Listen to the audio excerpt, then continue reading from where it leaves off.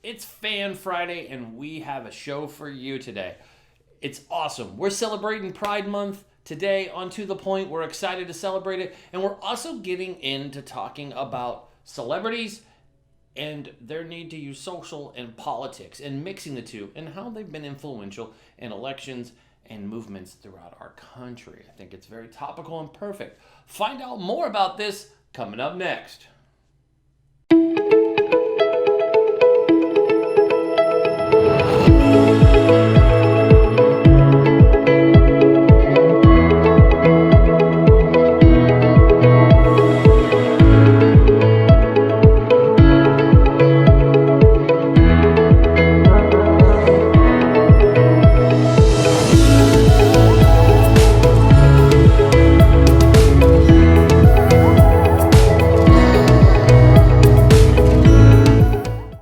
I'm Eric Mitchell, and this is To The Point.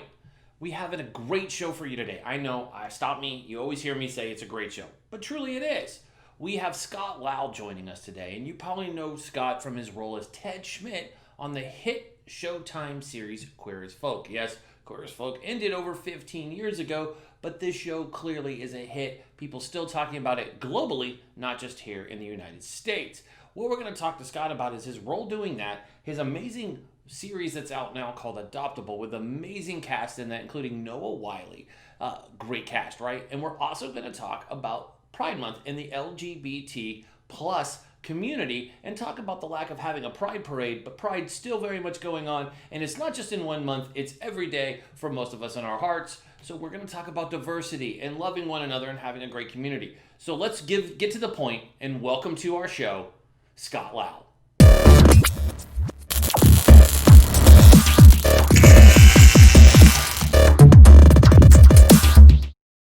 And we're excited to welcome our guest, Scott Lowell, to the show. Scott, how are you doing today, bud? I'm doing great, Eric. Thank you so much. Thanks for having me on. I'm excited to have you on. You've done so much. I mean, you have quite the amazing background as a creator, which we love having creators on our show. And you're here on Fan Friday, so we always have amazing creators. Last week we had Ming Chin from the comic book men on AMC. I'm a comic book guy. Josh Jeppy was there, and he was showing us his little baby Yoda. Sorry, I just completely froze. Somebody's going to edit this and be like, did he just say that he showed us his little and didn't finish that sentence? Little Elvis. Well, just a little, but it was cool. It was Baby Yoda, and if you don't like Baby Yoda, there's just something wrong with you. And all of my eyes, that's just the way I look at people. Like, how do you not like Baby Yoda? He's the man. But Baby Yoda.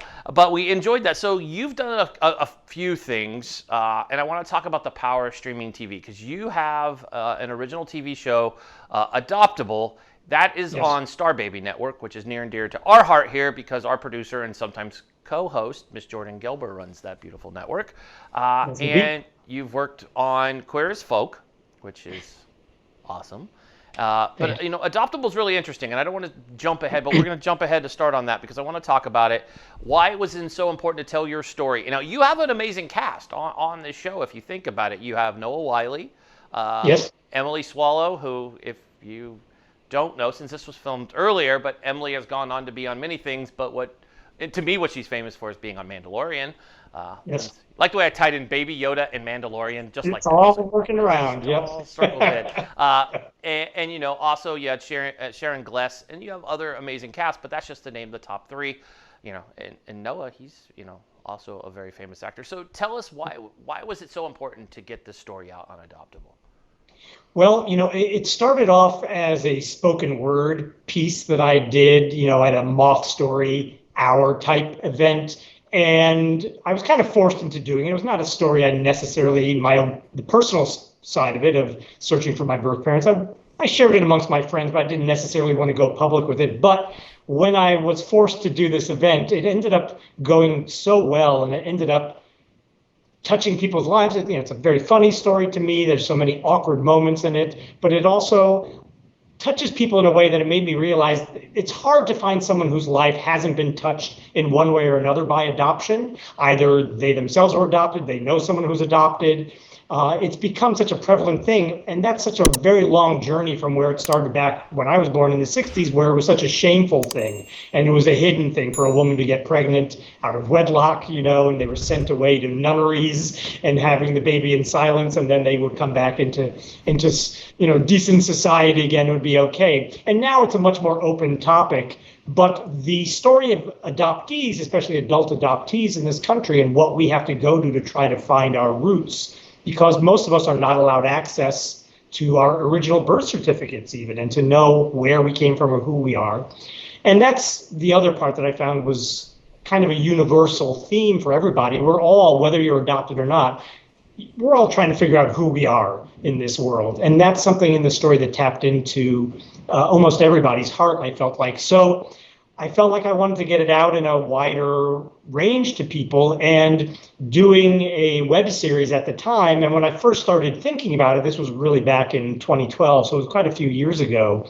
And web series were still mostly things people watch on their cell phone or on their computer screen. And now you can see them on your big TV, wherever you'd like to watch them. They don't have to be these little 2-minute things, that take place in one little box. So you can watch it easily on your phone. Now you can expand it and make them just independent television. And that's how I looked at it when I wrote it. That's how I looked at it when we shot it, as like a little indie TV show that I could have full control over without worrying about notes from a network or a studio or anything like that, and tell the story the way I wanted to tell it. I love that. That's amazing, because there's so many people that are out there. I mean, I know in my life alone, my mother-in-law was adopted, and so she's the first person, and she's talked about the struggle of not knowing anything.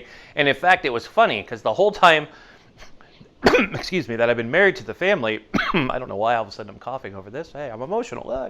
I know. But she's always told the story of where she was from. And in fact, my wife, when she's like going down her family tree, it was always like misinformation. And then they took one of those swab tests that everybody's doing. There was 23andMe. And yes, boy, did that change the whole dynamic of their life. So it's funny how they get to the real story by doing those tests. That's why I love this, this production and talking about it, because so many people, there's a lot of folks that are out there and they don't talk about being adopted. Like, you almost have to pull it out in like a bad moment they share it, which is weird that they're like at their weakest moment, they're like, but I've gone through this and this is why. And you're like, it's funny. You're like, dude, if you would explain that. It's very vulnerable. Yeah, and it's a very vulnerable thing too, right? Because it gets to the core of, again, who you are and where you come from. You worry about insulting your parents if you want to go and search. It's tied up in so much fraught emotions. So it's a very complicated thing for people, and it's something I tell people because, especially since having done the show, and when we launched our fundraising campaign online to fund the first season, is another place where people from all over the world were writing me, "Oh my God, I'm adopted. I've never really searched. What's your advice?" And the thing I tell people is, if you are going to search, you really need to come from it from a non-needy place, because chances are it's not going to be great. Either you're not going to find them, or you might find them and there might be challenges there. You might be disappointed in what you learn about where you came from. So if you go into it needing these people to replace something or fill some void in your life, you're setting yourself up for a fall. But if you go into it just out of the curiosity of, again, trying to just know where you came from and what's your family history, then you're going to be okay. But you have to be willing to know this may not work out, and you need to be okay with that. I love that. That's very true. Whoa, I have an extra camera here going. There we go. How about one camera, not 4? That's what we were running with just a second ago. I was like, hey, power of live TV. Hey, but let's talk about this. It is June, and I know we've been slammed with COVID-19. 2020 just has a wicked sense of humor, and it's like, oh, you thought COVID-19? Ha-ha! I'll show you. I'll raise you. Black Lives Matter, which is an amazing cause. I totally love it. I love seeing America unified through that. And everybody speaking out. And it also happens, which is great, because, hey, if you're going to throw a protest and get people together, what a better month to do it in Pride Month, because we're already waiting for a parade and to have fun, and we can't get together and do our Pride parades. Have been closed throughout the country. I mean, the ones I've been to, San Francisco's, I've been to that one multiple times, living in the Bay Area. It's one of my favorites. It's fun. I want to take my children to it. They were younger before, and there's things that I'm like, It doesn't come with a parental advisory sticker, nor do I want anybody to, because it's the fun of the Pride Parade. I mean, I remember years ago when Facebook was like one of the first groups to go out, and they wore their Pride shirts out there, and that was like amazing. And people like, oh, you know, they put their fingers up, and we're like, it's horrible. Like, and now it's like everybody's like, these two movements go together so well, and they stand up for each other. You just saw in Brooklyn 2 Sundays ago, they stood up there and were chanting Black Trans Lives Matter, which was really cool. All those people, yes, Governor Cuomo, I apologize that there was a lot of people out there, but when we're fired up and passionate about things in this country, y'all know we get together and we have a huge party and we stand up for it. You know, just because one person says one thing and his hate mongers say another, we're going to stand up for ourselves. So let's talk about the importance in media. With your background with Queer as Folk, let's talk about the importance of diversity and representation in media, because it's been this sugar-coated thing. I mean, I remember when Ellen had that controversial episode, remember back in the day where it was like, oh my God. And now you look at Ellen as like, it's funny how America is, right? There's most of us who we love diversity and we're all about it and we don't care. We're like, dude, I don't care who you're married to. I don't care. Good for you. Yay, you're in love. I mean, that's whatever. And then there's these other people that want to tell you you're bad. I mean, we got a vice president that all believes that if I sneeze on you, you could catch gay. I mean, that's just, I mean, I think he thinks that. I mean, I definitely.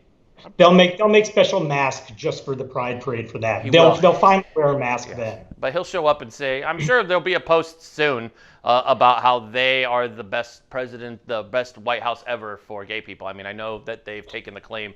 They've done more than Abraham Lincoln did for black people. So Abe's like, oh God. That's why Abe has his hand on his head at the memorial. He's just looking over at the White House going, I don't know what the hell they're saying anymore. Anyways, so let's talk about that. Let's talk about the importance of diversity in representation in the media. What's your thoughts on that? How important has even Queer as Folk has been a big key to that, with people being very open? Yes. Well, I'll go back to some points you were already making, and then I'll dive into that as well. But, you know, what's interesting is that, you know, the gay civil rights movement started ostensibly in Stonewall in 1969, right? And 51 years ago now, there were also riots in my old neighborhood in Los Angeles of Silver Lake at the Black Cat Bar and Grill. There was riots there even beforehand. But again, these were all police riots. These were all people rebelling against police treatment and malfeasance on the part of the police, where they had just had it and they fought back. So there's actually a great similarity between the start of the gay civil rights movement and what's going on now with Black Lives Matter too. So the fact that this is all happening in 1 month, I think, is actually a really good thing to remind ourselves of that. And that gay civil rights movement, if you look how long it took the black civil rights movement to get to the 60s, to where they finally had the civil rights bill passed, that's hundreds of years they had to march to get there. The advancements of the LGBTQ plus community has been so much swifter, and that's in large part because they stood on the shoulders of the black civil rights movement. And it's been really wonderful to see this year, I think, that in a lot of ways the LGBTQ community has kind of stepped back a bit and said, you know what, we're here to support you guys this month. There has not been as much exuberance about Pride. It's really been, the focus has been on Black Lives Matter, because there is that recognition that, like, we would not be where we are today had you guys not started this fight years and years ago and given us the courage and, like I said, the shoulders to stand on. So I wanted to touch on that too, because there is a convergence of both those things. I love that you bring that up real fast before we jump into it. I love that you brought up Stonewall, which is huge, which is funny. We spent Christmas and the holidays in New York City when we used to travel, this thing called traveling and flying on aircraft. People remember it. And we did this, and we took our children, because we always stay in Soho. So we went over, there's a great restaurant, Little Bird, shout out Little Bird, which is where the Friends, if you've ever watched Friends, we're going to go on a landmark thing here, but really close to there is the Stonewall, which everything happened, and my children had no idea about it. So we took them there in history so they understand, right? So, you know, you live here in Portland, Oregon. We have ties to the Bay Area, so they're very familiar with it. My daughter's just huge into the movement, and it was great to take them there, because my daughter's been able to come home and understand where everything starts. There's always a start to a movement. It's just like she's never understood. I mean, and she's 16, so think about it. Hatred is not something, I mean, I could proudly say this as a father. We don't teach hatred in our household. That's, Right. we don't teach it. And I'm proud to say my kids are naive to when they see it. They cry when they see racism because they don't understand it. So when they're watching things on Netflix, this amazing, thank you Netflix for the Black Lives Matter documentaries that you keep pumping out, just talking about the history that we didn't get to see in a history book, seeing the Robert F. Kennedy story about how passionate he was. You're talking about LA again, talking about, you know, the 13th, which is on there, which is just way powerful. If you're going to watch that, you're going to bring tissue. I don't care who you are. You're going to cry.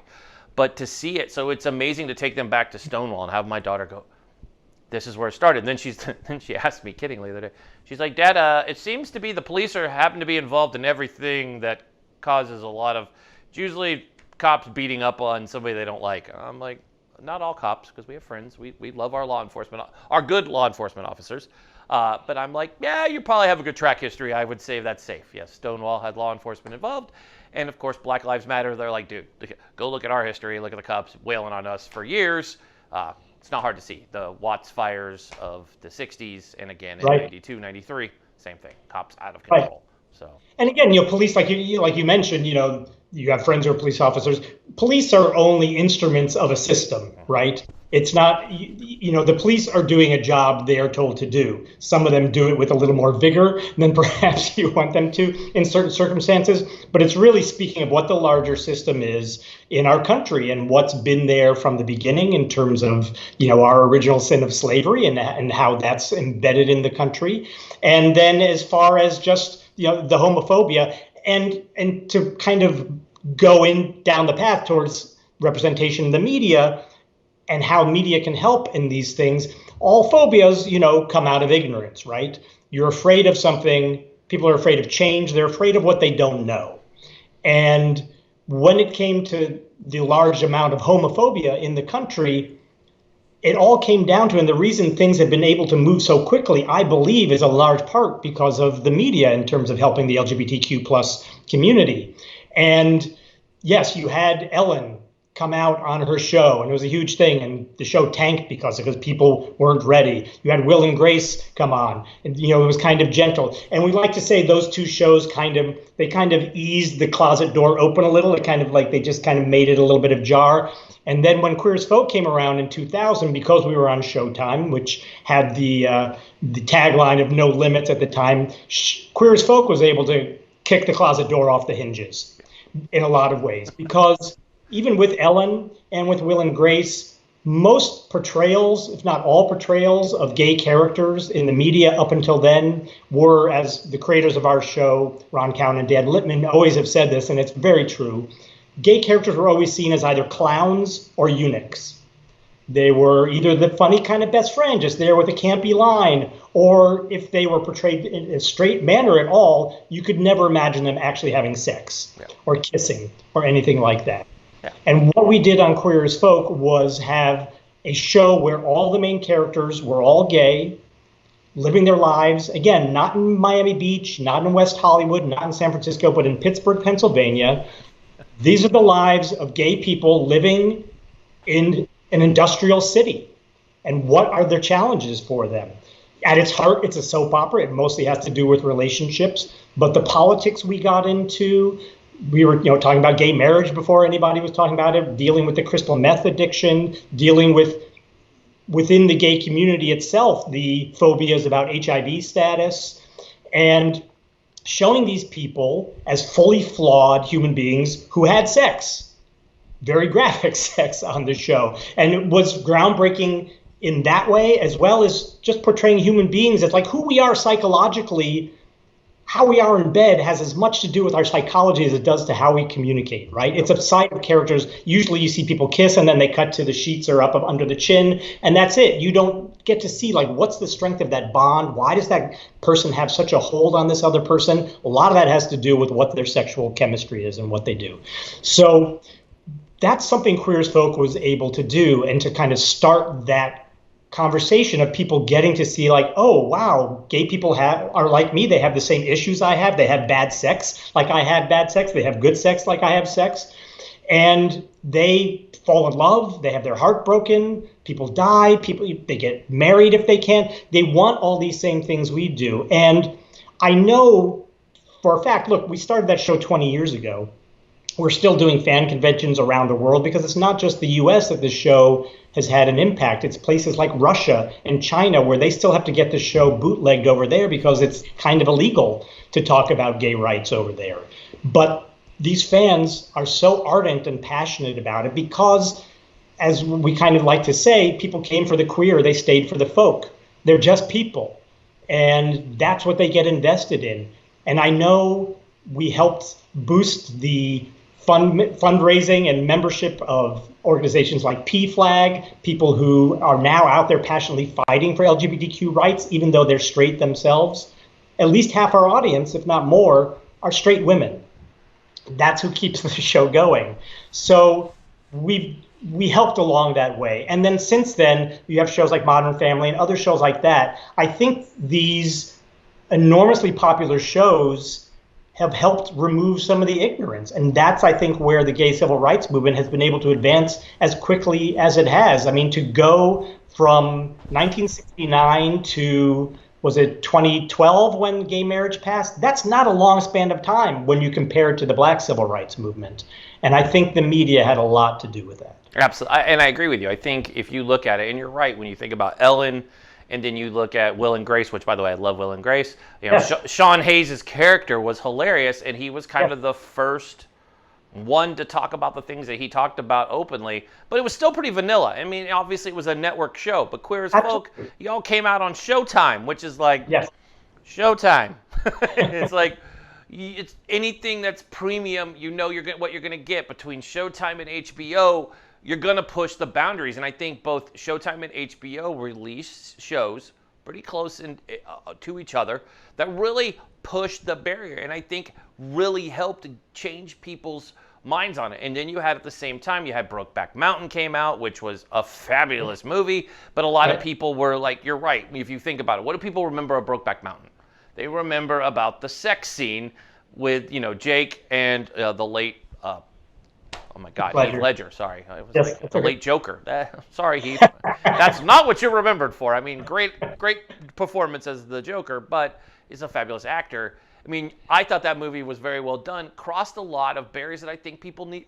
I think we become comfortable in the uncomfortable, and I think a lot of people who don't that, and being a white straight male, I watch these shows for the art of it and the fact of being in the media, just like you, right? Just watching this going, this is great. We're crossing lines. We're crossing this imaginary BS line that we're raised. We're like, oh my God, if I'm around somebody who's not the same sex as me, no, you're not going to turn into anything. You're fine. You're a human.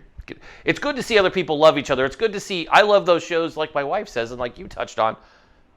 They have the same fights we do. It doesn't matter. Nope. Your marriage is all. You argue about the same damn things. It doesn't matter. That's right. Yeah. And for what it does within all these communities as well too, for them to finally see themselves represented on television in a way where they've never seen that before. And again, 20 years ago the show started. We've been off the air for 15 years because of streaming, because of the DVDs, things like that. We continue to get new generations of kids watching the show, Yep. Hopefully they don't start watching until they're 18 or so. But I've had so many, I was a baby gay. I didn't know another gay person in Nebraska where I lived. Your show gave me a sense of belonging and community and self-love that I didn't have otherwise. And that's what these shows do as well, too, whether it's shows dealing with the stories of Black people, Asian, Hispanic, trans, all these things. This is where media matters, and this is where media can really make a difference in people's lives. I just watched, you're talking about all those great Netflix documentaries, which are awesome. And I just watched on Amazon the documentary, I Am Not Your Negro, about James Baldwin. Mm-hmm. And the effect it had on me of hearing his perspective of things and their use of film clips from his childhood through growing up, the movies he watched, which were all white. And you really get, I don't know, it really hit me, this feeling of like, that's what it's like to grow up in a white supremacist society. Like if all you see are white people, otherwise, you're asking yourselves, where do I fit in this world? And the propaganda that plays in your mind is very complex. So to be able to see things where you finally see each other, and it's something we struggled with when Queer as Folk first came out, because it was the first show to really honestly depict three-dimensional gay characters. We got a lot of pushback from trans people, from people of color, from all these people who like, where I don't see, where am I? Where am I? Where am I? Why don't you have it? All these different kind of things, because, you know, there's LGBTQ plus, because there's so many different aspects of being gay in this country. And because they were so hungry to see themselves represented, they all wanted to see themselves represented in this one show. And we just weren't able to do that. It was enough to get a show that was that gay on TV. And I think the producers and the creators and the network weren't able to encompass everyone. Back in 2000, when, again, like 2,000 people wouldn't even audition for this show. Like, actors would not even audition to be on this show, because it was still such a stigma to play a gay character back then. And to get a show like that on television was a huge accomplishment. So there's only so much you can do. It's kind of similar to, you know, when people say, well, all lives matter instead of Black Lives Matter. It's like, yeah, that's true. But right now we're just focusing on this group because they're the ones who are being shot dead in the street. So let's just focus on this for now. And I think that's what happened with Queer as Folk. But it's one of the regrets I think all of us who are involved with it certainly have, is that it's not more diverse in a lot of ways, even though we were so groundbreaking. Absolutely. Well, I want to thank you, Scott, for joining us. This has been awesome. I'd love to have you back on. You're always welcome here. I love talking about this.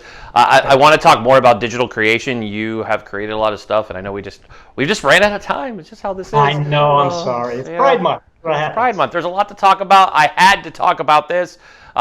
Trust me, we could go a whole nother 30 minutes on this all lives matter stuff, because I still don't understand why people are so confused about this. All lives matter. Thank you for the broad statement that, air matters too. Yes, we know, but we need to take care of one another. We've done that.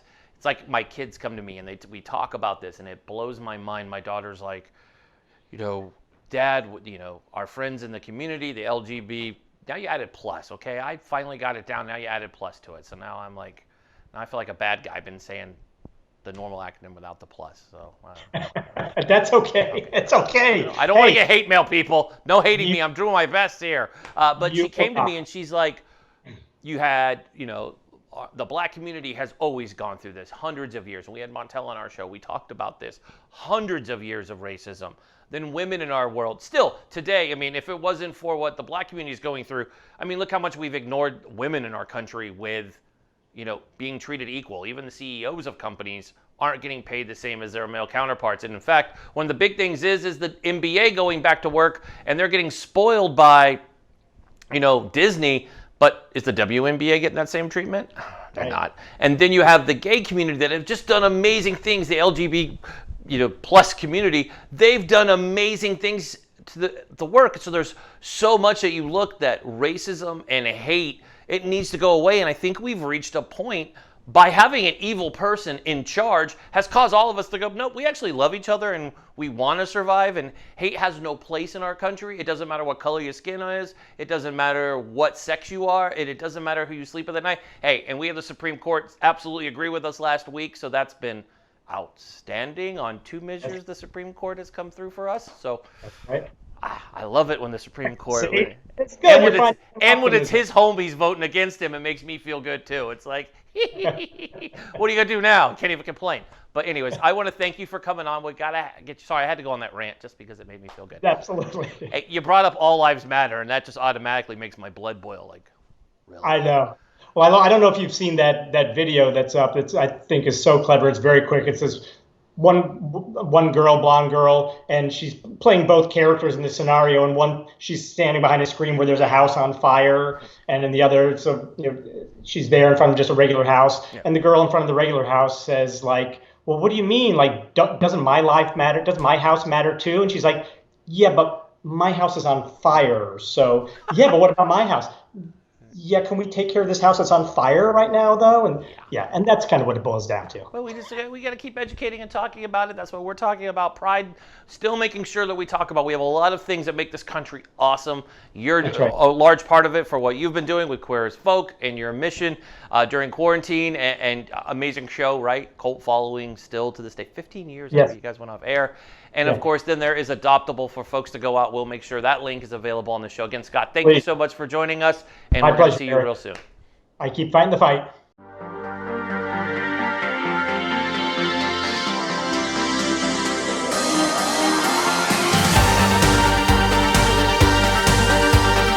I'm Eric Mitchell, and this is To The Point.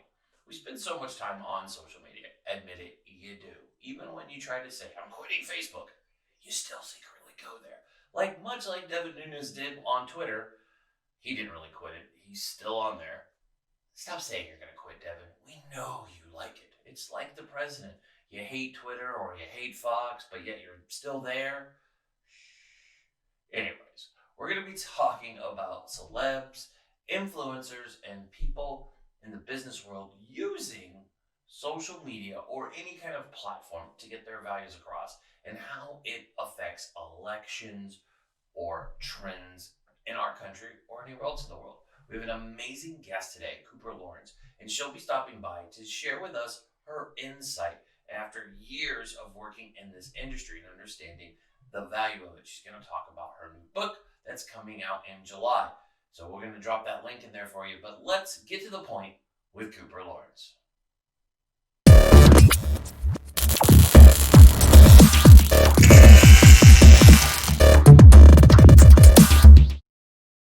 Welcome to the show, Cooper. How are you doing today?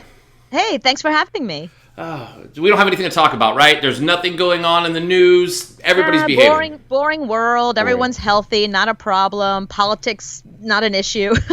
I mean, I saw a horror film this week, and I was like, yeah, this doesn't scare me half as much as 2020 has been scaring me. Oh, I thought you said you were watching the Tulsa rally on Saturday. Okay. Sorry. 6,200 people apparently showed up. I guess the 1 million didn't get their tickets. I don't know what happened there.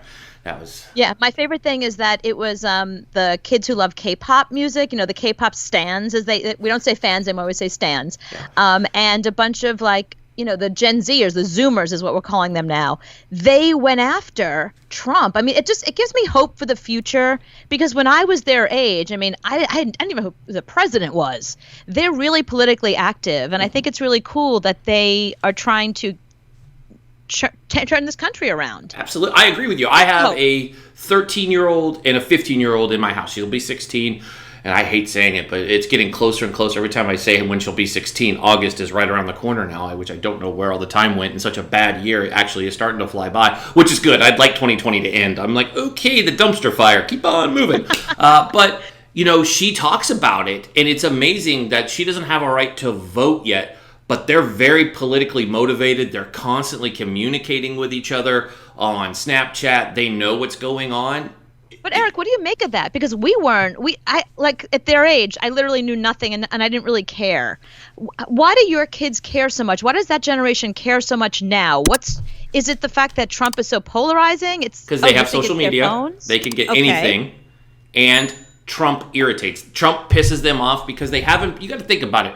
As much as we don't want to say it, our generation, hate was something that we kind of grew up around. Racism was. Now it's coming to a twofold in 2020. Right. A lot of our kids haven't been raised around it. They don't know. When they look at history books, the story of Rosa Parks causes them to cry, or they watch something on Netflix. I watched the 13th on Netflix with my daughter, and she was bawling. So was I. It's very intense. But She was blown away, because in school they don't show, because everything's so fast, they don't show how bad civil rights were in our country. They're awful still, don't get me wrong, but how bad they were with segregation. She had no idea. My wife is the CEO of our company, so she's around powerful women, which is outstanding. My sister is an awesome executive producer in Hollywood, so she's around powerful women a lot, and all the folks that work for us are mostly women, so she understands that women haven't been respected in the workplace, but she had no idea about racism because she never looked at it as anything other. So they're politically motivated because they don't want to live in a hate-filled society, and they're like... Right. What, when we had the conversation, why are there Confederate why are these monuments being brought down? And of course, as a vet, I'm like, bring those puppies down. Why do we have people who lost? I've never agreed with that. And I know people on the other side will be furious. What do you mean it's history? We don't remember people who lose. You're not putting up whoever the Patriots who they beat in the Super Bowl. In Germany, Italy, and Japan, you're not seeing, Hitler and everybody else have statues. They lost. The Civil War is something we're proud of. We freed slaves, but secretly we didn't, because Juneteenth taught us all those people in the South just moved their slaves to Texas, and it took that. And a lot of people don't know that. And despite the man in orange who claims that he did, I brought more attention to Juneteenth. No, you didn't, bro. We've been talking about it along. I mean, this is the same guy who said he called Mattis Mad Dog for the first time. It's like, bro, no, he didn't. 2004, we have, and beyond. In fact, his call sign is Chaos 6. For anybody who's playing at home, he really hates being called Mad Dog. His call sign is always Chaos 6, hence why his book's called that. So I really think, it's funny, I'm being interviewed. It's funny on my own show. I love it. Yes, because I'm interested because, the median age, I don't know if you saw the studies that have come out since the protest, but the median age of the kids that are out there protesting was 23. Mm-hmm. 23. I mean, I don't know what you were doing at 23. I had things that I cared about. Like, I really cared about, rights for, like, gay rights and that sort of thing. But it wasn't like it is now. And the fact that these kids are so passionate from 13 and up, it gives me hope for the future that they want to take their country back. They do. And maybe because we were so apathetic, our generation, that this is like the rebellion. We're going to super care. Yeah. But we had different presidents growing up. I mean, if you think about it, like, I remember I served under Clinton and Bush, or Bush and then Clinton. Clinton and then Bush. There we go. Sorry. Okay.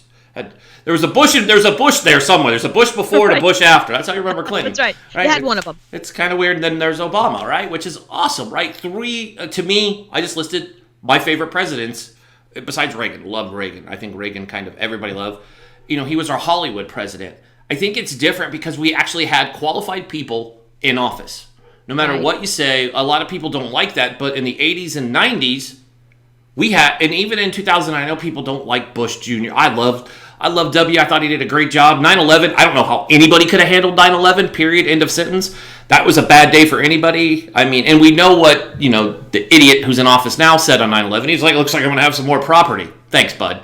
It just kind of shows you the guy he is. Right, but I mean, disconnect. I think it's different because our kids can go research and they don't forget. I just read, interesting enough, there was a tweet somebody shared with me last night from 2013 from our fearless leader who's in office currently right now.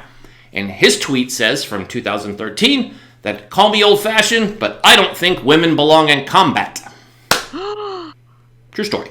That tweet did not age well. No, it didn't, because he's the leader of the free world. He's the clown of the free world. He's done nothing but disrespect. I mean, as a military man, he's disrespected. My daughter doesn't thank God for our Supreme Court with their rulings in the last 14 days coming out in favor. I'm so happy with it being Pride Month. They came out with it. I was like, yeah, haha. And it was his people voting for it, which made me even happier. It was like, haha. I had interviewed Chase Strangio, was one of the lawyers from the ACLU who fought and spoke in front of SCOTUS for that great law that was just passed for gay rights and for trans people to be treated fairly at work.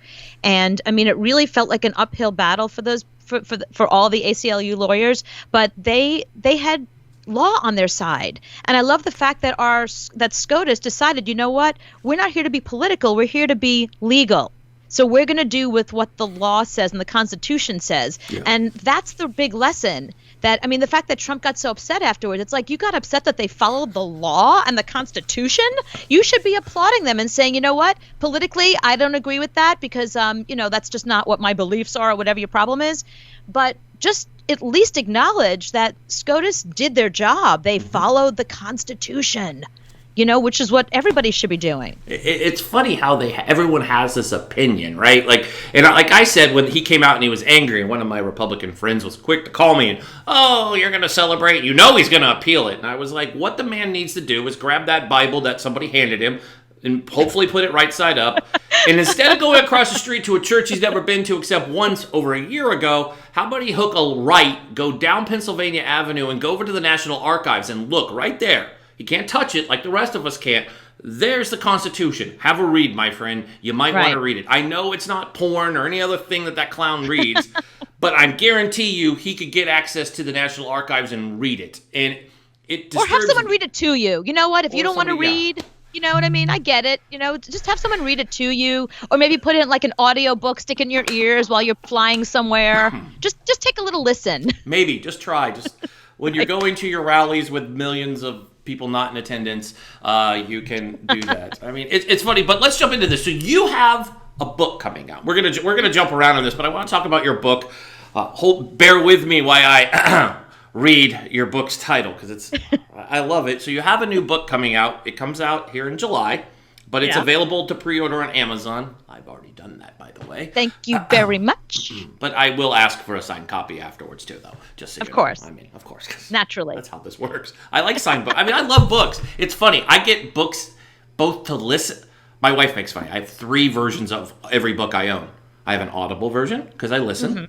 I like to hold a book because I also like to read. Right. And then I like getting like the one I can put on my phone because when I'm sitting around or doing something, I don't know, I'm weird. Like I don't. No, it's not that. I'm the same way. Like if I'm reading something or listening to it or whatever, I'm in the middle of a book. Yeah. Why should I walk away from it? If I can hold a book and read it, great. But if I'm going somewhere, I want to continue to listen to the story or whatever it is I'm listening to. And they're like baseball I'm cards for me. interested. Like I love getting I like interviewing folks who write books. Then I can get an autograph, and you're like, yeah, I got it signed, and people are like, what? I'm like, but it's cool to me. I think that's a cool thing because books are. Nerd. I'm a book nerd, and I'm proud of it. But hey, all my kids I love love reading, that. so I'll brag on that. But your book, No, as an author, I love that. Yeah. your book is called Celebriosity, right? Did I say that right? Nope. Celebritocracy. Celebritocracy. There you go. Look, there it is. The Misguided Agenda of Celebrity Politics and Postmodern Democracy. And that's published by Post Hill Press. We're going to give them a shout out, Post Hill Press. That's a mouthful of a book right there. But an interesting topic in a day and age where politics and Hollywood combine. I could give probably a recent one, and you could jump all over it. We've had 2. Recently, Ron Perlman, who's Hellboy, or famously was the head of a biker gang out of a fictitious town. And Sons of Anarchy. Clay Morrow, by the way. I can tell I watched the show. Jax was so much better than Clay. And I was an Opie fan, too. But famously, Ron Perlman was attacked by... presidential butt kisser. Representative from Florida, Matt Gaetz, who, in case you haven't forgotten, has multiple DUIs, and suddenly in the last 2 weeks also has a son. There's a guy who miraculously created a child that happens to be over 18, and he once called him his page, more than once, actually. Whoa. Yeah, it's a true story. He did call him his page. Again, social media doesn't age things very well for people who forget that we can go look. I think that answers Why your question. wouldn't he acknowledge his own kid? Did he have it out of wedlock? No, he's adopted. He adopted him from Cuba. But people are like, you called him your page for like 4 years, and now he's your kid.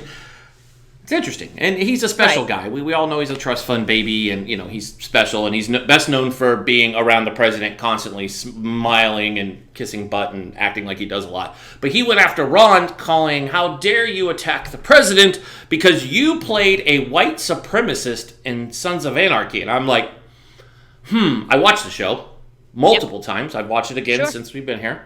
Clay Morrow was the head of Sons of Anarchy, which, if you look around the table...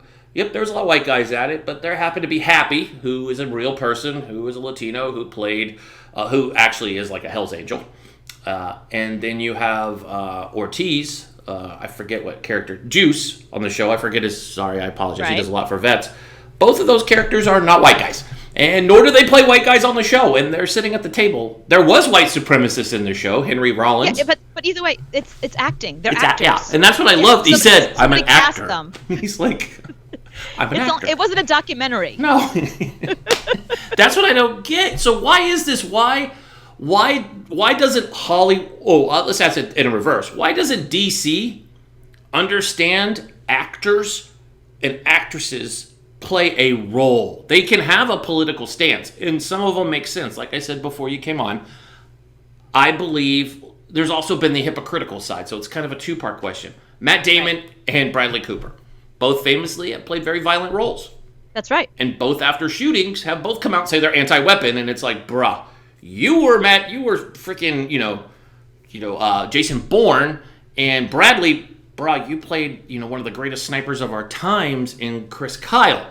It's a little weird that you're like so anti when you had no problem getting paid to sit behind one. I know you're an actor, but there's that fine line. And of course, the problem is politics takes over, especially who we have in now. When the circus comes to town, it's, very few. I mean, come on. It's the first time I've ever seen a president have almost every music he plays. The artists are like, dude, stop playing my music. I mean, it's true. It's true. Everybody. I saw another one today. But I mean, saw Brandon Urie today. Yeah, it's like everybody's like, please. Panic at the Disco was like, shut it down. Yeah. And Tom Petty's family's like, dude, we told you once. We're not going to say it again. Like, exactly. Go find your band that you need. Apparently, they found one because they were on social media whining that they were harassed for not wearing their masks on a Southwest Airlines flight, which is nice. The president, that's what he flies his band on, is Southwest. Shows how much he cares. And they weren't wearing their masks, and people were lecturing them because they were wearing their MAGA hats. I'm like, dude, anybody who's wearing one of those things, you kind of deserve it. And you probably wear it for the attention. I think when I see people in it, you're just wearing it for attention. Yeah, it's weird if there's a MAGA hat and a mask together. That's not, if you're looking at fashion, that outfit doesn't go together. It's one or the other. And neither does common sense, but that's kind of... Yeah, right. But so why is it that DC is so obsessed with Hollywood? They always are like, oh, they're violent, they're this. It's like they're acting. So. Right. Well, you're asking two separate questions. Yeah. So, first of all, the whole thing with Matt Gaetz and Ron Perlman, there is a disconnect. But remember, politicians now are treated like celebrities. They're really insular, and they feel like they can say whatever they want to, whether it's logical or not, the same way celebrities used to be able to, because frankly, nobody is calling them out on it. All they have is yes men around them, especially now. So they can literally say anything, whether it's true or not. And they know that they have a crowd of people that's going to cheer them on and say, yeah, that you got them, even though there's no logic to it whatsoever. That used to be the bastion of celebrities only, where celebrities would come out and do these wacky things, and then because nobody around them would say no. The second question that you asked about Matt Damon and Bradley Cooper, that's a bigger problem, because now we live in a time that you do have to put your money where your mouth is. If you are playing snipers and playing people with guns and you're anti-gun, you should make that connection. You should stop playing those characters. Because all that says to me is, as long as we pay you enough, you're willing to put your morals aside. So I think it's more important that celebrities that are truly passionate about something, there's a lot of these celebrities that say nothing. They come out, they get a paycheck, they're in a movie, and they go on with their lives, and they don't make any statements politically whatsoever. But if you feel the need to make a political statement, the work you do, the creative work you do, shouldn't be a disconnect. No, and you're right. I think people lose track of that, especially out of Hollywood. Not out of Hollywood. Right. I mean, yeah, money is the ultimate goal. They're actors. They have roles they have to take. But they need to stand behind themselves. And I think we're seeing a change. Bradley hasn't had a very violent role. I haven't seen Matt Damon in anything in a long time. Good for him. I mean, everything he's plays very softer side of Sears, which is right. Which is good. I think that's what happened. I think enough people said to them, "Are you kidding me? If you really feel that way, your work needs to reflect that. Otherwise, we're not going to believe a word you say. Yep. Like, stop stumping for or against the NRA. Yep. Put the guns down on film. I watch a lot of BBC television. Mm-hmm. I like all the DCI shows. I don't know why, I just do. But the thing that I find really interesting is the BBC must have some law or rule about no guns. Because quite often you see a cop show where the cops are running around. They're just like, stop. And the criminal's like, oh, you got me. There's no guns. Nobody has guns. They're just like, stop. And then they'll talk them into you should really stop killing women. Get in my car. We'll go down to the precinct and talk about it in a British accent. Yeah. But, you didn't want to do a British accent there? No, you definitely don't want me to try. But they don't have guns, and I find it interesting because I'm like, all you need is a gun. You'd get the guy in 2 seconds. But I guess England, at least the BBC has something about that we don't. I mean, kids, there's been tons of studies about this. I have a PhD in psychology and developmental psychology. And a lot of studies that I worked on about kids in television, they have seen an inordinate amount of violence by the time they're 5 years old. And that's just in cartoons, not even the news, just what they see on television, what they watch. They see a lot of violence. So I think in England they're trying to turn that around. But I just think, you can't unring that bell. So if you're a celebrity and you stand by, even if, no matter what your statement is, if you are anti-vaxxer or pro-vaxxer, don't go do a movie that is the opposite of the way you feel. I like that. So let me ask you this. So, celebs, I think they lead, a lot of people follow them. And we're in, in case you don't know, viewers, we're in election 2020. And what we've been presented with, when I actually thought the Democrats actually had a stable full of amazing people to choose from, we end up with Biden. I'm like, Tulsi and Mayor Pete, my two picks. I've said this clearly on my show over and over again. I would vote for those two in a heartbeat. I love Tulsi Gabbard. I mean, she's been attacked by both sides. That means she's doing something right. She's a veteran. She's just awesome. And same thing goes for Mayor Pete. But again, controversial to American culture because, oh my God, he's gay, which throws our Southern voters. They can't handle it. We're already removing a flag that they lost a long time ago. They can't handle it.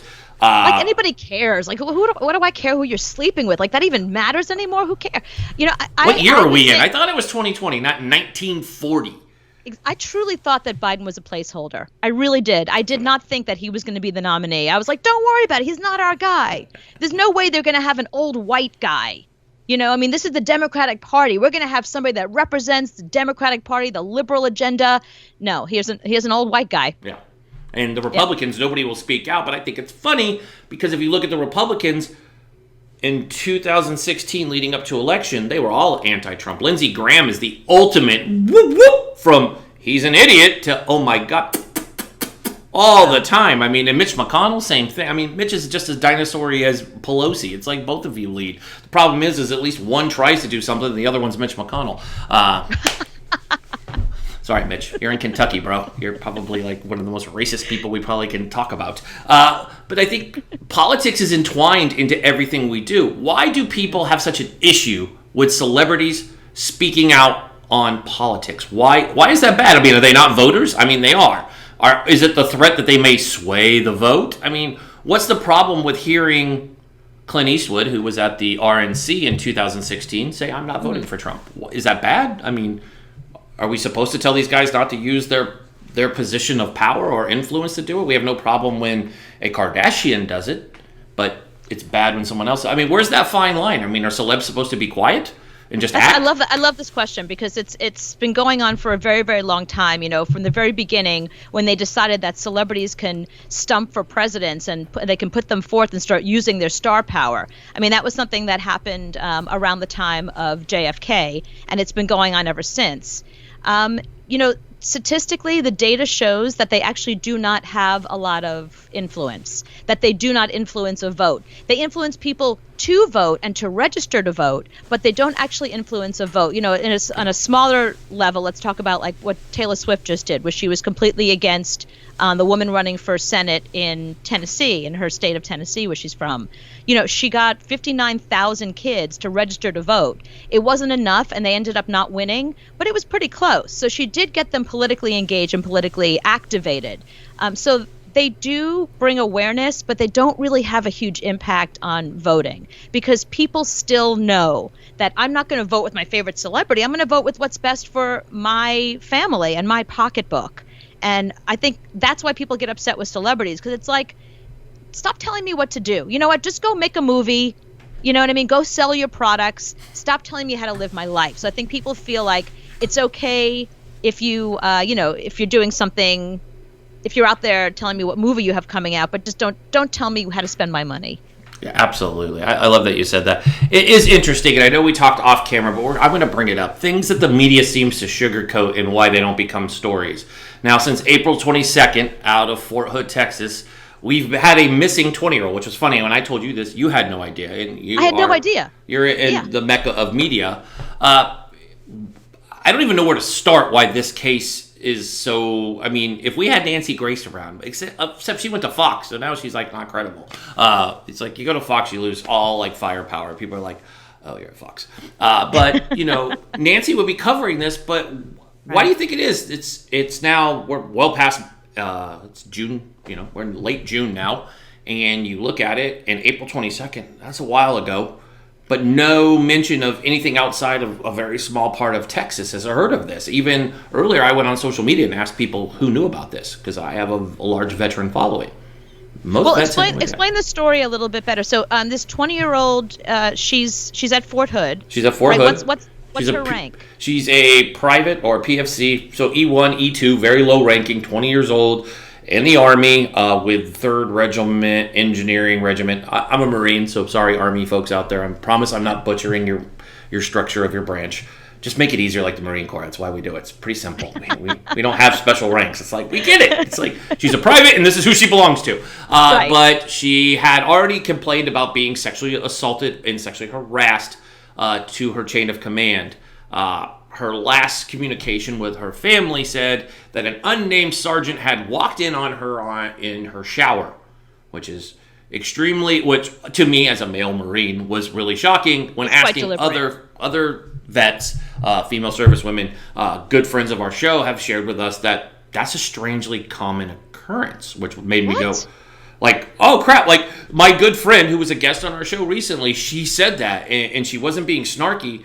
And I took it as, oh my God, to me, that's blew my mind that she said it, because it's just like, and I know that's how the military has handled this for years. I mean, sexual assault in the military, it's sugar-coated from the top down. I mean, these flag officers that sit at the Pentagon and everywhere else have basically ignored this. I mean, it even goes back, I don't know if you remember, a few years ago, they had something called Marines United, where they exposed a Marine Corps Facebook group that was taking provocative pictures of fellow Marines and fellow service members and posting them and sharing them and talking about brothers and sisters in arms in graphic details.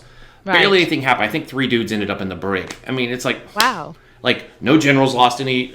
And that's the problem, is enlisted will lose. Tell me, you're the Marine. You tell me. So why is it that they are so light on people who that they don't take these stories seriously? Why isn't anybody investigating this? Where is she? Why is there nobody trying to figure out where she is? I mean, isn't that what the NCIS people are supposed to be doing? Aren't there people that are there whose job it is to investigate what goes on in the military? Where are those people? Absolutely. We don't know. I mean, the scary thing is talking to people in the Army, just my friends who have been stationed at Fort Hood, or mill spouses their husbands were at Fort Hood, or their wives were out. I'm just being nice to the mill spouses. Sorry, I didn't mean to say you're all wives, because you're not. I totally get that. But the ones I talked to, she happened to be a wife of one, and she's a good friend of ours, another good friend of the show, and she said Fort Hood is a nightmare, which is scary, because if you think of it, we had that mass shooting at Fort Hood a number of years ago. So I don't know if it's an exposure of base, but my answer to you is this. The biggest problem is generals don't want to look bad, right? Because this is how they continue to pin on rank. So they can end up being great like General Mattis or General Kelly, who are decorated heroes. No matter who tells you differently, those both are amazing men. Most generals are good dudes. But there's turds, and they don't want to look bad, right? Because they have this career, and their career path when they get out is judged by what they did when they were in. So you always have to be careful how they're going to look. Now, they'll always will fry an enlisted guy. That make them look so good. If you were a general and you came forward and said, I want this investigated, this is not okay on my watch, somebody that is under me is missing, that would make you look amazing as a general. Unless you're guilty. Totally woke, totally feminist. Yeah. That would be the best thing you could possibly do. Absolutely. But something's going on there, because the story doesn't make sense. She was last seen in a parking lot at 11:30 a.m. A.m., not P.m., not off base, not some place where the cartel could have grabbed her. On base, last seen April 22nd, between the hours of 11:30 a.m. and 12:30 p.m. in front of her own regimental headquarters, which is completely bananas. It was on base. Nothing's been done. She has numerous accounts of this. In fact, folks, if you're watching, the head count was done, and her sergeant lied and said she was present, and when confronted about it, confessed that she was not there. So this story, I mean, I know this is completely off topic while we're talking, but to me, it's such a big story that we need to talk about it, because again, if we could get celebrities talking about it, which I know there's quite a few out there, and trust me, I'm tweeting away at them. You know, I am trying. I'm taunting some of like journalists, like, you're all so quick to tell us how great Trump or how bad Trump is, and I'm not defending the man at all, but if you're so quick to do that, how about you take 5 seconds for those heroes that you love to talk about in May and November? Right. We love our military so much. Really? Well, here's a great opportunity for you to show how much you love the military, because here's a great investigation you can do. Yeah. I mean, look, Kim Kardashian, in my book, celebritocracy. Yes. I spend a lot of time talking about how Kim Kardashian is really the future of celebrity activism. I mean, the whole thing that she's doing right now with criminal justice reform and prison reform is amazing. It's unprecedented. And the fact that she has actual experts around her, she is somebody who would take up a case like that. I mean, it's worth it. People send her letters constantly. Please help my mom, my sister, my whoever get out of prison. They're wrongfully convicted or they're there for 30 years for smoking a joint. Yeah. This is a great opportunity for someone like her or another celebrity who cares. I mean, see, in a sense of how celebrities influence, here's an opportunity for celebrities to help bring an important story to light. But we'll see. It's 2 months now and still nothing. So I'm curious. So before you go, let's talk about, we've talked about your book, but I want to talk about it because it's the big news this week. As we went into this week, we started with the Bubba Wallace story out of Talladega. We've seen how this has played out. Now he's being vilified. He was a hero on Monday and a criminal by Wednesday. I don't know where to take this case. To me, it's being tried by the media. The right is going off on it, saying he made it up, which, number one, he didn't even report it. Two, the concerning thing is, who the hell's tying knots that look like nooses? I mean, I get it, it's Alabama, right. So it's Alabama. I mean, right. It's the same people we have to tell them to stop sleeping with their cousins. So, I mean, I'm not going to take very much too far. Everybody in Alabama is really angry at me right now. They're like, complaining. Sorry, I can't resist. Come on, it's too easy to pick on Alabama. Hey, I love you. Not really. I'm a Florida kid. That's the panhandle. You're just like, oh, it is okay. It's like us versus New Jersey. I see. Okay, I understand. That's exactly how it is. It's like New York versus New Jersey. Yeah, it's just like, oh, yeah, Alabama. What comes from Alabama? Don't know. People say Bama football, Bama. But here you have this driver who doesn't report it. They report a noose, and then it comes out the FBI's like, yeah, the noose has been there since October 2019. That's not weird. I mean, to me, it's like. Right. That's not weird. Like, there's a noose. Like, just that's cool. Like, you're cool with it. I mean, do you think do you think there was any criminal intent by him to jump on the movement? I think everybody's kind of guilty in the last couple of weeks. I mean, we had the whole upside down. This isn't a Bible. I'm picking on, standing in front of a church with our book upside down that wasn't even ours, talking about diversity, taking a picture with 3 other white people because that made sense, and then 2 days later. The left has to counter with the kneeling with social distancing and mask and the coming to America thing on, again, pandering. Right. Both sides are guilty on this. Does this an innocent mistake from Bubba? Or, I mean, what's your feelings on this? I don't know how much you know on it, but to me it's kind of a hot topic because it's like, we were all fired up. He's crying Monday. They're pushing his car out. We're all right. Power to the people. And then yesterday the FBI's like, he lied. I didn't say he directly lied. They didn't find anything. But then he went on Don Lemon last night. Mm-hmm. Great interview. Started crying and was like, look, it's a noose. Who fashions that as a noose? We didn't make this up. I didn't even see it. He didn't report it. People are comparing him to Mr. Smollett. I was going to say, Jussie Smollett is the one who, right, yeah, I know. But, that's really the damage of somebody like Jussie Smollett. And that's where celebrity comes in. That's really the damage he's done. And he still hasn't backed away from this, even though, there's so much evidence. And even the guys that he hired are like, no, it was Jussie Smollett. This happened. But that now puts a kernel of doubt in people's minds. So that becomes a problem. But then, on the other hand, here in New York, on Long Island, we had it was the 7th lynching. And the police out there said, no, it was a suicide. So there have been 7 black men lynched in this country, and they have the nerve to don't even bother investigating it. It's a suicide, and that's it. You just walk away. I mean, what country are we living in? So we have both going on. Yeah. So the answer is, I have no idea. Bubba's the only one who knows the truth. It seems like he's telling the truth. I didn't see the interview that he did, and I'd be able to tell. You can always tell when someone's doing an interview. Yeah. When Jussie Smollett sat down with Robin Roberts, I was like, this guy's lying. Because it was pretty obvious he was lying. So, I didn't see the interview, so I don't know. Yeah. But who cares is the bottom line. Yeah. You know what I mean? The bigger picture is we do whether there was a noose or not, does that mean we don't have a problem with racism in this country? No. We still have a problem. You know what I mean? A huge one. A huge one, regardless of what some sports ball person has to say. I mean, remember, we're still struggling with people who still can't get over the difference between all lives matter and Black lives matter, that we still have to spell it out. And I'm over it as a white guy, and I now understand it, and I can spell it out for you. But other people, Vice President Pence, but I mean, we're talking about a guy who thinks if somebody's gay next to you and sneezes that you could catch being gay. I mean, this is the guy we're talking about who's like, I'm saying all lives matter. What about all of them? I'm like, dude, you just... Hang on a minute. If all lives matter, shouldn't George Floyd's life matter? Yeah, but they don't get that. I mean, that's a life too. Yeah, but they don't get that. It's just, the statement is just so moronic. Yeah, I'm with you. But they're all with that. I mean, if you think about it, and I know your book is based largely upon that, but I mean, you probably have a lot to write on when it comes to the current administration. I mean, if you look at those guys, they probably give you punts like, any day. I mean, it's great for comedy writers. I know that. They're just like, thank you. It's like a constant. I mean, and we went from Kellyanne Conway to the rest of this show troupe. It's like Circus Soleil with these people. I mean, every day it's, it's cringeworthy at best that you're just like, nobody says the same thing. Nobody's on the same page. He's like, remember Saturday? The president was kidding about cutting back on testing. What does the president say 2 days later? No, I wasn't. I don't kid. Right. And that whole concept, the idea that, like, because we're testing more, we're finding more coronavirus. Well, great. In that case, I'm never going to take a pregnancy test and they'll never be pregnant. Exactly. But remember, it was a Churchill moment for him to go stand in front of the church. Just so you know. Comparing himself... it was a church moment. He made a mistake. That was a church. He walked over a hill, probably. And then over a hill. That's what he said. I was church over a hill. But he can drink water with his right hand. We should be proud of him because...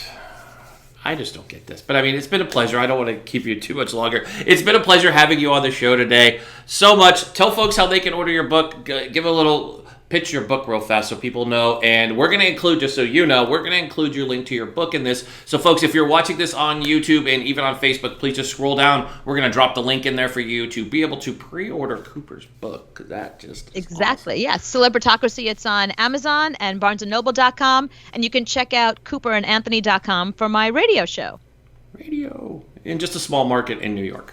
Yeah, just New York. New York. Just New York. Tiny market. No, just a teeny market nobody pays attention to. Couple million people, but bunch of liberals. Bunch of liberals. That's all you are. You're angry and you're looting. That's all they do in New York. You're angry and you all know the truth about the guy who's currently in the White House, and you're just like, we told you. I think the number of people in New York that I know who know him or have known him for years that have stories about him from, really back in the day, there's literally nobody in New York anymore that doesn't have a Donald Trump story from at a time, like on a golf course, at a party, at a restaurant. Everybody has a story. Yeah, we could ask Jeffrey Epstein, but oops. Oops. He's on photos with the man, and he hasn't really covered that. I know that they want to make it all about Clinton, but I'm like, there's another dude standing right next to him, and he's currently our president. And he's just like, I stopped talking to him, like, in 2014. Oh. Okay. I have one more quick question for you before you go. Eric, I like questions. So do you think that Trump is done? Do you think in November it is a landslide for the Democrats? Absolutely. I don't think landslide. I think it's going to be close, but I think this has activated more voters.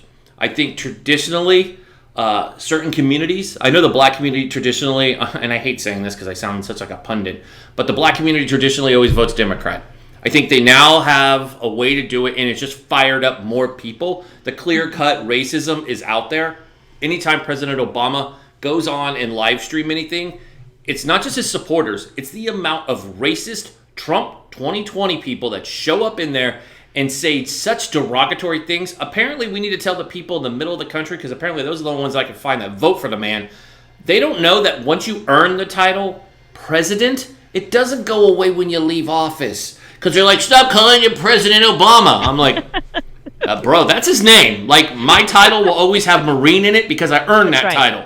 He's the President of the United States, not once, twice. He did 8 years. Something Trump isn't going to be able to say, because I generally think what we're seeing, especially coronavirus, I think started doing him in. We were a little over the impeachment. The coronavirus, he lied. Let's remember back in February, I'm sure you covered it on your show. We got 15 sick people. We're going to cover them up. They'll be fine in a short amount of... and 110,000 Americans dead. Right. Yeah, good job. He did a great. He just so to answer your question, unfortunately, I think it's Biden. But again, choosing a president this year is the difference between shooting yourself in your chest and shooting yourself in the leg. You got to feel which one you like better. It sucks, and I'm hoping in 2024 either party gets somebody, because I feel if for the Republicans they have Nikki Haley, who actually has experience and she's good and she could be a contender. But I also believe the Democrats have a great, I know there's a lot of them, but they're all old. But I like Tulsi Gabbard. I've said that a lot on this show. And Mayor Pete. I love both of them. They're young. They have that Kennedy spin to them. They've served their country. They're not going to send people off to war just to go to war. They're not going to play this game with lobbyists. They both care about all communities. It's not just the white community. They understand civil rights. They get it. And I think that comes from serving. A lot of us who serve, and I've said this on our show, and I'll say it again and again and again, when we're measured by anybody, when they say how many veterans there are in America, they do not break us down by our color. They do not break us down by our sex. They do not break us down by our religion. It's veteran. Veteran. Period. End of sentence. They get that because we don't see that. I know it sounds cliche to say you don't see color, but we don't. We're just that way. When I say Marine, it's a Marine. It's not anybody other than when I say somebody who cares enough about this country to put their life in front of it. Yes. And that we haven't seen for a very long time. No. I mean, the idea that somebody actually truly loves this country, doesn't feed us lip service, because, our BS meter is pretty high right now. And I think that's why, getting back to the beginning of our conversation, that's why younger people like to talk about politics, because their BS meter is a lot more in tune than ours was, and they get it. Oh, yeah, because we've seen it. I mean, if you've looked in the last few years, I mean, you see these guys go on TV and they just lie. I mean, people are being caught. You could tell by interviews. I love that you said that because it's true. I mean, the one that I famously remember is Chris Watts out of Colorado, the guy who murdered his... Oh. I mean, that dude was straight up just lying, and you're like, bro, he's guilty. Like, Good Morning America just put it on once. I was like, he did it. Oh, he did it. Without a doubt, he did it. I mean, it's the same thing when you look at the current president. When he says something, you're just like... Did he just said that out loud? It's like sometimes those thoughts, and I think that's where the kids. That's your inside voice, yeah, right, like, yeah. And that's you're right. To end this and put a bow on it, kids are smart, and I think that's why, like, your book, I'm going to hand to my daughter and let her read it, because I'll probably buy a copy for her, because they get it, because celebrities don't influence them, because they all have their own style. They go to YouTube to kind of go, oh, I can do this and be kind of like, but put my own spin on it. But they're over the hate. They're over the ugly side. They want everybody to be taken care of because that's how they're raised. I mean, most of our kids are raised the right way, and we don't see color. We don't care who you're in love with. We're not like, oh my God, nobody cares. It's like, do the right thing, respect one another, love one another, care about one another. At the end of the day, we're all Americans, and at the end of the day, we're all humans. And, we're blessed to wake up with a fresh 24 on the clock every day. And we need to admire that, because we have generation after generation who they haven't had that. We get to live longer than ever before, but we're living in more. Regardless of whoever's living in the White House, we're blessed to be in this country. Exactly. I mean, so I wake up and think about it every day, and I feel lucky to be in New York, where I feel like I'm being protected, where our numbers are low for COVID because everybody did the right thing here. Yeah. So not in Florida. Don't go tell Florida that, because they're confused. Sorry, got to pick on you, Florida, Arizona. Tulsa, Oklahoma. It's weird. Everybody. Anyways, I'm like, it's strange where the president goes, numbers are high. I mean, he says they're not. I mean, I don't know. That's a whole other show we could probably cover. Why are the numbers always... Why are we always wrong and they're always right? Because they politicized a disease, which I'd like to know. I mean, so is cancer libertarian? Like, what's cancer? You know what I mean? Yeah, like, cancer is. Politicize a disease. Cancer's libertarian. I mean, I don't know. It's hard. I don't know. I could bash on this. Heart disease is Buddhist. Yeah, I hear you. Yeah. Everybody kind of goes with their own feelings on the disease. But I mean, the White House goes from it's a big deal to it's a bad deal. They have their opinions. I mean, on any given day, the president could say Fox is horrible. And you see him do that. It's so hypocritical, because he'll call in any time and be on that show. It's like, thank God they depend on him for ratings, clearly. Because if it wasn't, I mean... I'm over. I think our kids are over it too. I know I've heard my daughter say it, and I have an older daughter. She's 23. And I've heard both of them say, why do we have to hear about our ratings all the time? Why is there a president standing up there like he's like, hey, Cooper, I just want to let you know our ratings are high. Like something you would hear in a production meeting at a studio is something you should hear. Our numbers are up. You don't need to hear the president. My ratings, Fox News we had the best ratings ever on a Saturday night. Well, yeah, there was nothing else on, bro, and most of us were watching to hear the stupid things you were going to say for 2 hours. It's not even that. I don't work there. I don't get a bonus. I don't care what the ratings are. Why does that affect me? Doesn't at all. Nobody cares. Well, lower my taxes, balance my budget, get rid of coronavirus. I don't care what your ratings are. Keep me safe. That's all I care. And bring our boys home from Afghanistan and Iraq. We've been there for 20 years. Bring them home and keep us safe. Keep the terrorists away. Lower my taxes. Stop trading with China. Stop hanging with your friends. And stop making Russia and North Korea look like they're our friends. They're not. I don't know why. No, I mean, and I don't know if you know this, but Xi Jinping and Putin met 30 times this year. That's shocking. Because usually, the fact that they have met so much, like, what are they talking about? Why are they meeting so much? So, again, a show for another time. But we'll have to have you back. I mean, rumor has it you want to come back. So, just the rumor. No, you're awesome. No, thank you so much for having me. I really appreciate it. And I really appreciate that you already bought a copy of my book. I'd love to hear what you think about it. And I really want to hear what your 13-year-old thinks about it. Oh, 16, she'll tell you, trust me. She'll write an essay on it, and she'll tell you if you want an interview, or she'll tell you in a heartbeat. So perfect. I do. Awesome. So Cooper, I want to thank you for joining us today. It's been great. Talk about a great episode. I can't wait to put this one out for everybody, but thank you so much for joining us, and have yourself a great day. You too. Thanks, Eric.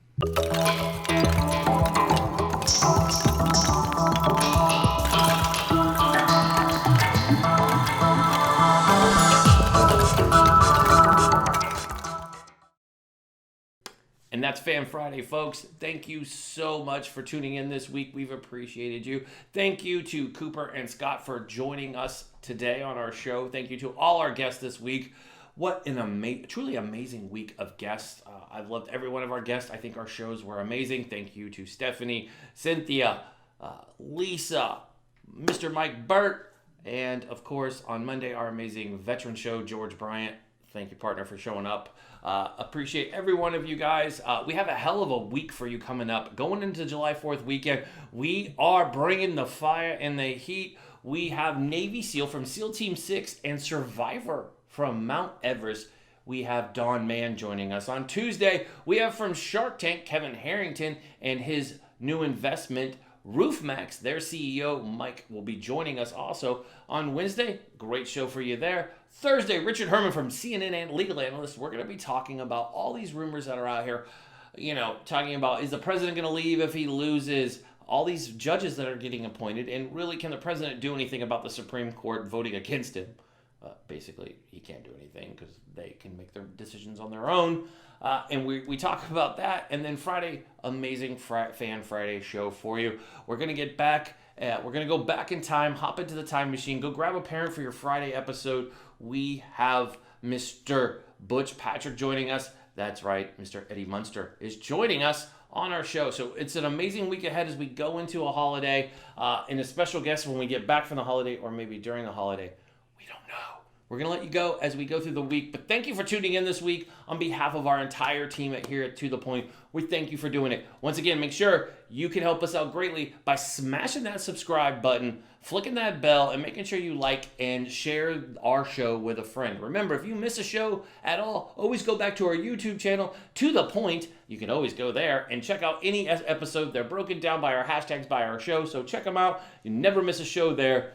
See us right there. Always go follow us on Instagram. We're at To The Point TV, so don't miss that. That's an app. Put that little at sign. Boom. To The Point TV. You can always follow us there. We'd love for you to follow us. You can always see who's coming up on our shows by following us on Instagram. So, as always, I want you guys to have a great weekend. Here's your safety brief. Have yourself a great weekend. Enjoy the sunlight. Wear a mask, even though you don't want to wear it. Wear it because you could keep somebody else safe. And that's what we need to do. We want to keep businesses open and America running. And if the dude in orange won't do it, we'll do it, damn it. Because we're America. He'll be gone and we'll still be here 10 years from now. That's just how this works. So wear a mask. Enjoy the sunlight. Smile. High five somebody virtually, like social distance high five. It's cool to do it. You can do the Jim and Pam high five. Just like that, right? High five. Let's high five right now. Everybody, high five me. You're not going to high five. Really? You're not? High five me. High five. Ready? We just high five. What's up? Have yourself a happy Friday. As always, I'm your host, Eric Mitchell. This is To The Point. And what I always tell you, Be safe, be smart, be strong, and God bless America.